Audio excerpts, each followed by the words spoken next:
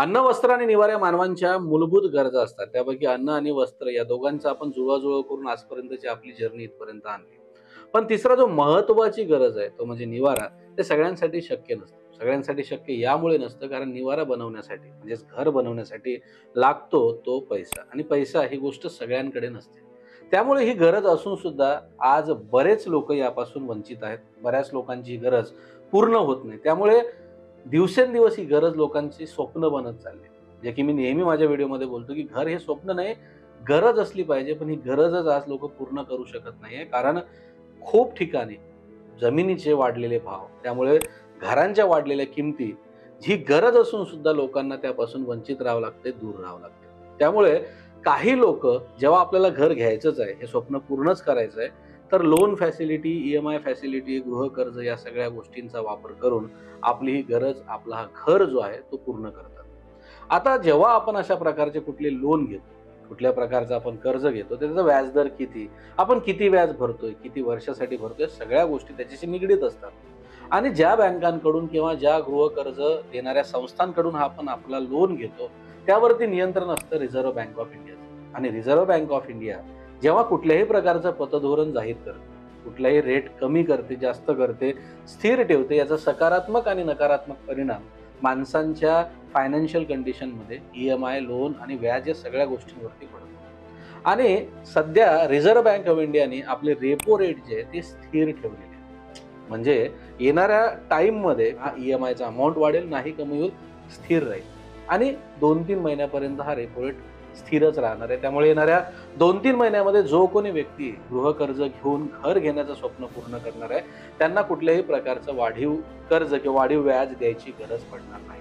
आणि जर तुम्ही ह्या अनुषंगाने की रेपो रेट स्थिर आहे, जर बँक रेट स्थिर आहे आणि आपल्याला चांगल्या प्रकारे व्याजदरात घर मिळतोय आणि घर घेत असताना आपण होम लोन ही सुविधा घेतोय, तर अशा वेळेस कोणत्या गोष्टींची काळजी घ्यायला पाहिजे, काय गोष्टी सांभाळल्या पाहिजे, काय गोष्टी बघितल्या पाहिजे आणि रिझर्व्ह बँक ऑफ इंडियाचं हे रेपो रेट आणि या सगळ्या गोष्टीचा आपल्या फायनान्शियल लाईफमध्ये काय परिणाम पडतो, या सगळ्या विषयांवरती आजच्या या व्हिडिओमध्ये आपण बोलणार आहोत. पण त्यापूर्वी जर तुम्ही चॅनलवरती नवीन असाल, माझं हे प्रयत्न की जिथे मी रिअल इस्टेट, मालमत्ता आणि बँक लोन या सगळ्या गोष्टीबद्दल अवेअरनेस करतो, तुम्हाला माहिती देतो, अपडेट देतो. माझा हा प्रयत्न जर वाटत असेल तर निश्चितच विराट प्रॉपर्टीज या YouTube चॅनलला तुम्ही सबस्क्राईब करा, बेल आयकॉनचा बटन दाबा आणि व्हिडिओ चांगला असेल, इन्फॉर्मेटिव्ह असेल तर लोकांपर्यंत शेअर करा. माझं नाव जय नाईक आणि आपण बघता आहात विराट प्रॉपर्टीज.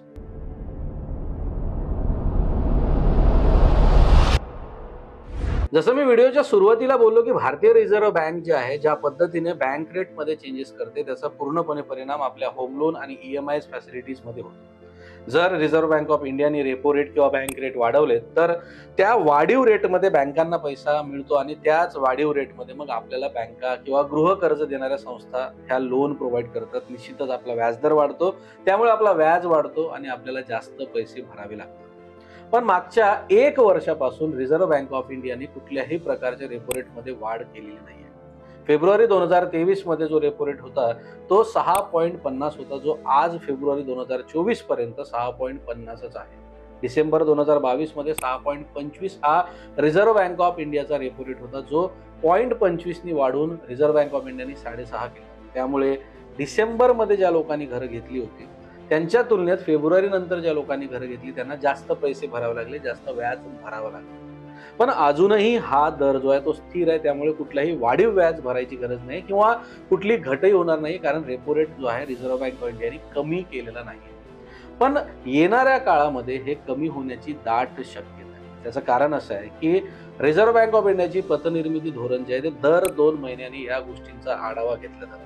दर 2 महिन्यामध्ये रिझर्व्ह बँक ऑफ इंडिया जे आहे ते जागतिक व्याजदर काय आहे, फॉरेन एक्सचेंज पॉलिसी सध्या काय चालू आहे, त्याचा रेट काय चालू आहे, भारतीय अर्थव्यवस्थेत तरलता कशी आहे, कशा पद्धतीने भारतीय अर्थव्यवस्था सुरू आहे, त्यामध्ये भारतीय वित्तीय तूट, या सगळ्या गोष्टींचा अभ्यास करून दर 2 महिन्यांनी आढावा घेऊन ह्या प्रकारचे पतधोरण जाहीर केले जाते. जर दर 2 महिन्यांनी रेपो रेट हा जाहीर केला जातो तर आज आपण बघतोय की 1 वर्षापासून रेपो रेट स्थिर आहे.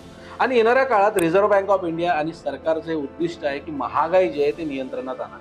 जे मागच्या 3 वर्षात सरकारने आणली सुद्धा आहे. महागाई नियंत्रणात आहे.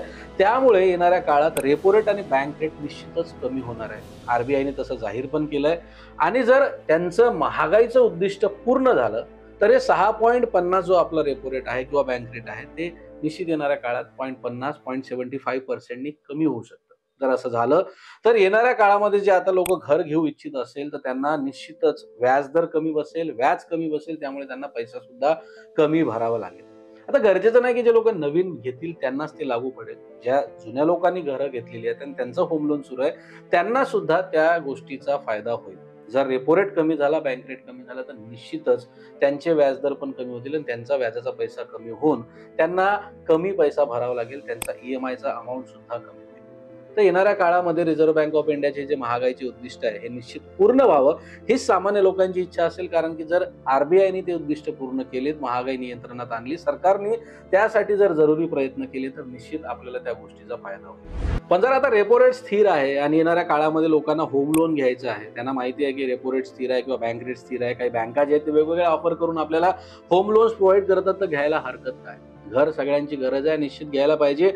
सगळ्यांकडे पैसा नसतो त्यामुळे होम लोननी सुद्धा घ्यायला पाहिजे. पण होम लोन घ्यायच्या आधी काही गोष्टींची आपल्याला काळजी करावी लागेल, काळजी घ्यावी लागेल, सांभाळावं लागतील, बघावं लागतील, अभ्यास करावा लागेल. त्या गोष्टी कोणत्या कोणत्या गोष्टी सांभाळाव्या लागतील, कोणत्या गोष्टीचं मॅनेजमेंट करावं लागेल हे आपण पुढच्या काही मिनिटांमध्ये आता बघूया. पहिलं तर आहे फायनान्शियल कंडिशन. बघा, घर सगळ्यांना घ्यायचं किंवा गरजेच्या गोष्टी सगळ्यांना घ्यायच्या आणि आता बँका किंवा पर्सनल फायनान्स एवढे अवेलेबल आहेत की कोणाला जर फोन घ्यायचा आहे, सायकल घ्यायची, मोटरसायकल, गाडी, घर काहीही घ्यायचं आहे, इव्हन घरातले फर्निचर असू द्या किंवा अप्लायन्सेस असू द्या, होम लोन पासून appliances loan, private loan, personal loan, consumer loans, सगळे लोन्स अवेलेबल आहेत. कारण बँका पैसा द्यायला बसली आहे. त्यांना वाढवी व्याजदर मिळतो, त्यांना त्यांचे ईएमआय मिळतात, त्यांचा बिझनेस होतो. पण त्यासोबतच आपल्याला आपली फायनान्शियल कंडिशन बघितली पाहिजे की माझी सॅलरी किती आहे. जर मी बिझनेस करत असेल तर माझ्या बिझनेसमधून माझा फिक्स अमाऊंट किती आहे, फिक्स इन्कम किती आहे. आता माझा फिक्स इन्कम किंवा सॅलरी मला समजून आली आहे तर त्यामध्ये माझ्यावरती अवलंबून कुटुंबात किती लोक आहेत, माझा महिन्याचा खर्च किती आहे, माझ्या कुटुंबाला किती पैसे लागतो, मला घर चालवण्यासाठी, कामावर जाण्यासाठी आणि इतर काही मेडिकल एक्सपेन्सेस जर आले, कुठली इमर्जन्सी आले तर त्यासाठी मला काही पैसा हा राखून ठेवावा लागतो. या सगळ्या गोष्टींचे गोळाबेरीज आपण घर घ्यायच्या आधी, होम लोन करायच्या आधी किंवा कुठल्याही प्रकारचे लोन करायच्या आधी बघितल्या पाहिजे. आपला एखादा फिक्स अमाऊंट आहे पण ऑलरेडी आपण एखादा लोन घेतलाय तर त्याचा ईएमआय चाललाय, ह्या गोष्टीचा ईएमआय चाललाय, हातात आपल्याला इतके पैसे उरत आहेत आणि कधी ईएमआय मग बाउन्सेस झाले, कधी चेक बाउन्सेस झाले, त्याचे चार्जेस आणि त्यामुळे होणाऱ्या सिबिल स्कोअरवरचा परिणाम हे पुढे येणाऱ्या होम लोनसाठी सुद्धा घातक ठरतो. त्यामुळे कुठल्याही प्रकारचं होम लोन किंवा कुठल्याही प्रकारचं लोन घ्यायच्या आधी जरी सगळ्या गोष्टी स्थिर असल्या तरी तुमची फायनान्शियल कंडिशन स्थिर आहे किंवा नाही, तुमचं सगळं व्यवस्थित आहे किंवा नाही याची काळजी पहिल्यांदा तुम्ही घेतली पाहिजे. आता बघा, होम लोन प्रोव्हाइड करताना फक्त कुठली एकच बँक मार्केटमध्ये नाहीये, खूप साऱ्या बँका, खूप साऱ्या प्रायव्हेट फायनान्सेस, खूप साऱ्या गोष्टी अवेलेबल आहेत. तर जर तुम्ही होम लोन करतच आहात, तुमचं फायनलाइज झालंय, तुम्हाला होम लोन घ्यायचं आहे तर सगळ्यात पहिले या सगळ्या बँकांचा कंपॅरिझन करा आणि आपल्याकडे ऑप्शन ठेवा. ऑप्शन याच्यासाठी ठेवा कारण की प्रत्येक बँकांचा रेट ऑफ इंटरेस्ट वेगवेगळा असतो. त्यामध्ये तुमचा सिबिल स्कोअर काय आहे ह्या गोष्टी पण खूप जास्त मॅटर करतात. तुमचा सिबिल स्कोअर चांगला असेल तर बँक तुम्हाला चांगले ऑफर करते, बँक तुम्हाला कमी रेट ऑफ इंटरेस्ट मध्ये लोन प्रोव्हाइड करते. सोबतच प्रत्येक बँकांची प्रोसेसिंग फी वेगवेगळी असते. त्यामुळे जर तुम्ही होम लोन करायला जाताय तर प्रत्येक बँकांच्या प्रोसेसिंग फीचे किती फरक आहेत हे बघून घ्यायचं आणि शक्य होत असेल तर डायरेक्ट बँकेशीच संपर्क साधायचा. जे मधले डीलर असतात, एजंट असतात, त्यांच्याकडे जाऊन लोन करायचं नाही कारण तो त्याचा एक पर्सेंटेज तुम्हाला मागणार, तो तुमचं नुकसान होईल. तर सिबिल तुमचा चांगला आहे, इन्कम चांगला आहे, सगळ्या गोष्टी जर तुमच्या स्थिर आहेत, व्यवस्थित आहेत तर निश्चित तुम्ही डायरेक्ट बँकांशी संपर्क करून तुमचा होम लोन केला पाहिजे. सगळ्या बँकांना भेटी देऊन निश्चित जास्त नाही पण कमीत कमी 5-10 बँकांचं कंपॅरिझन तुम्ही केलं पाहिजे. कुठली बँक तुम्हाला चांगला ऑप्शन देते, कुठली बँक तुम्हाला चांगले ऑफर करत आहे, कुठली बँक कमी प्रोसेसिंग फी तुमच्याकडून घेत आहे, या सगळ्या गोष्टीची काळजी घेऊन तुम्ही होम लोनसाठी पुढे गेलं पाहिजे. महत्वाची काळजी ही घेतली पाहिजे की आपण हे लॉंग टर्म घेतोय आणि किती कॉस्ट इफेक्टिव्ह आहे, या सगळ्या गोष्टीची गोळाबेरीज गणित तुम्ही केली पाहिजे. होम लोन घेतलंय, घराचं पोझिशन मिळालंय, त्यानंतर त्या घरात तुम्ही राहायला जाताय तर निश्चितच खर्च वाढणार आहे. जर राहायला नाही जाताय, इन्व्हेस्टमेंट पर्पजने घेतलंय, कोणाला रेंटवर दिलंय तर किती रेंट येतोय, त्या बदल्यात तुम्ही त्या घरासाठी जाणारा ईएमआय किती भरतायत. सोबतच त्या घराला सोसायटीचा मेंटेनन्स असतो, सोबतच इन्शुरन्स असेल, टॅक्स, प्रॉपर्टीचा टॅक्स असेल, या सगळ्या गोष्टी म्हणजे काही जर तुम्ही ॲसेट जरी जवळ करायला जात असाल तर काही ॲसेट्स लायबिलिटीज सुद्धा घेऊन येतात, खर्च घेऊन येतो, इलेक्ट्रिसिटी, या सगळ्या गोष्टी त्यामध्ये असतात. तर हे किती लॉंग टाईम आणि कॉस्ट इफेक्टिव्ह पडेल याचा पण तुम्हाला विचार केला पाहिजे. फ्युचरिस्टिक बघितलं पाहिजे की ज्या लोकेशनला आपण घर घेतलंय त्या लोकेशनचं फ्युचर काय आहे, तिथे रेंट किती मिळणार आहे, भविष्यामध्ये त्या घराच्या किमती किती वाढणार आहे, मी 20 वर्ष जर एखाद्या EMI भरतोय तर मी किती व्याज भरतोय, मी किती प्रिन्सिपल अमाऊंट भरतोय, किती माझ्या घराची किंमत मी तिथपर्यंत भरल्यानंतर वाढणार आहे की नाही वाढणार आहे, या सगळ्या गोष्टीची गोळाबेरीज गणित करूनच तुम्ही होम लोन किंवा घर जेव्हा घेताय होम लोनच्या माध्यमातून ह्या सगळ्या गोष्टीचा विचार तुम्ही निश्चित केला पाहिजे. घर निश्चित सगळ्यांचा हक्क आहे, सगळ्यांचा अधिकार आहे, तो सगळ्या, पण त्यासोबतच रिझर्व्ह बँक ऑफ इंडिया आणि सरकार या संस्थेने पण काळजी घ्यायला पाहिजे की आपल्या धोरणमध्ये काहीतरी बदल करून सामान्य लोकांच्या खिशाला परवडेल अशा घराच्या किमती सुद्धा कंट्रोल झाल्या पाहिजे. तेव्हा जी हे गरज आहे अन्न, वस्त्र आणि निवारा, ज्यामध्ये अन्न आणि वस्त्र तर सगळ्यांकडे आहे, पण जर या सगळ्या गोष्टी नियंत्रणात आल्या, जसं आता की रेपो रेट 1 वर्षापासून स्थिर आहे, भविष्यात जर महागाईचं उद्दिष्ट आपलं पूर्ण झालं तर ते कमी होऊन पुन्हा रेपो रेट कमी होईल, बँक रेट कमी होईल आणि सामान्य लोकांना सुद्धा घरं आपली परवडेल. निश्चितच सगळ्यांना ही गोष्ट वाटते की रेंटवर, भाड्याने राहण्यापेक्षा स्वतःच्या घरात राहावं, स्वतःच्या नेमप्लेट आपल्या दरवाजावरती बघावं आणि हे स्वप्न तुमचं पूर्ण व्हावं, हीच माझी अपेक्षा आहे, इच्छा आहे. अपेक्षा करतो की हा व्हिडिओ तुम्हाला इन्फॉर्मेटिव्ह वाटला असेल. अपेक्षा हे पण करतो की गरजू लोकांपर्यंत हा व्हिडिओ तुम्ही नक्की शेअर कराल.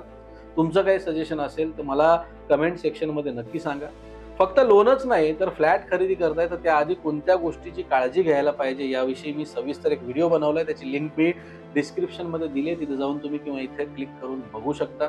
ऑलरेडी चॅनलला सबस्क्राईब केला, हा कॉन्फिडन्स मला तुमच्यावरती आहे, त्यामुळे आज मी आपली रजा घेतो. भेटूया नक्कीच पुढच्या व्हिडिओमध्ये अशाच रिअल इस्टेटच्या नवीन विषयावरती नवीन माहितीसह.